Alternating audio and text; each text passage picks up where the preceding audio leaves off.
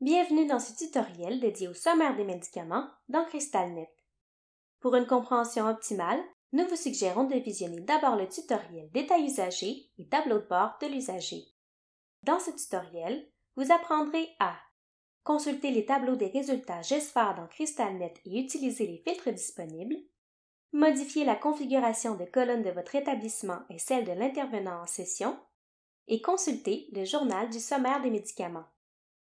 Dans l'onglet Médicaments du détail usager, vous verrez s'afficher le sommaire des médicaments. Ce sommaire présente les données provenant de GESFAR.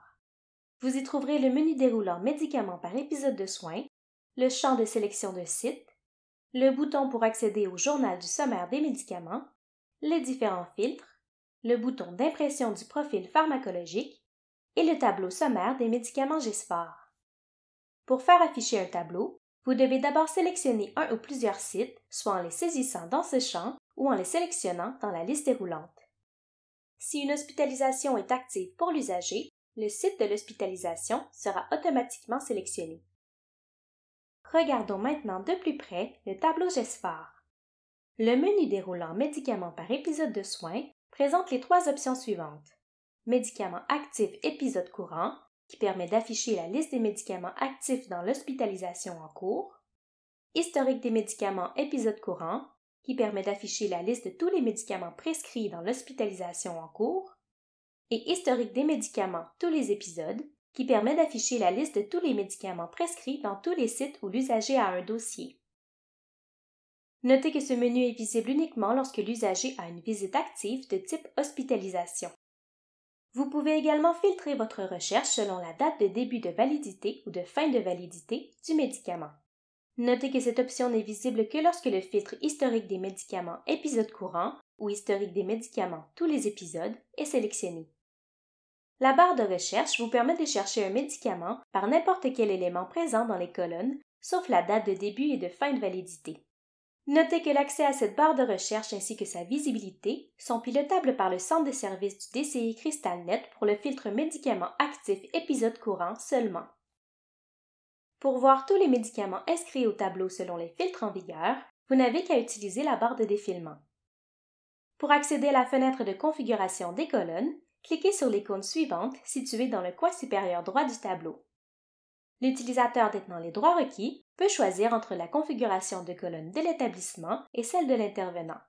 Sinon, la fenêtre Configuration des colonnes de l'intervenant s'affiche automatiquement. Les deux fenêtres de configuration fonctionnent de la même manière. Pour connaître toutes les colonnes disponibles pour le sommaire des médicaments, vous pouvez consulter la base de connaissances de CrystalNet. La configuration des colonnes du sommaire des médicaments ressemble beaucoup à la configuration des colonnes dans les listes d'usagers, à quelques détails près.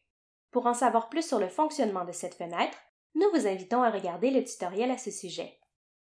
Notez que la date de début de validité, la date de fin de validité et le nom générique du médicament sont obligatoires. L'enregistrement est impossible si l'une de ces informations n'est pas incluse dans les colonnes affichées. Après avoir sélectionné vos colonnes, vous devez choisir la colonne sur laquelle le tri par défaut sera effectué et l'ordre de tri. Cliquez ensuite sur Enregistrer et Appliquer pour sauvegarder vos modifications. Pour revenir à la configuration initiale, vous pouvez à tout moment cliquer sur le bouton Revenir à la configuration initiale. Par défaut, la configuration initiale d'un établissement comprend les colonnes Urgence, Site demandeur UMUF, Médicaments, Doses prescrites, Posologie, Horaire, Voie complet, Classe thérapeutique, Statut, Début de validité et fin de validité. La configuration initiale d'un intervenant correspond à la configuration définie par son établissement. Sachez que pour chaque sommaire des médicaments, CrystalNet conserve un historique des consultations effectuées par les utilisateurs. Cet historique se nomme le journal du sommaire des médicaments. Pour l'ouvrir, cliquez sur l'icône suivante à droite de l'écran. Dans cette fenêtre, vous verrez les intervenants ayant consulté le sommaire des médicaments pour cet usager, la date de la dernière consultation, le site du système d'information de pharmacie d'où provient la donnée, ainsi que le détail des éléments consultés.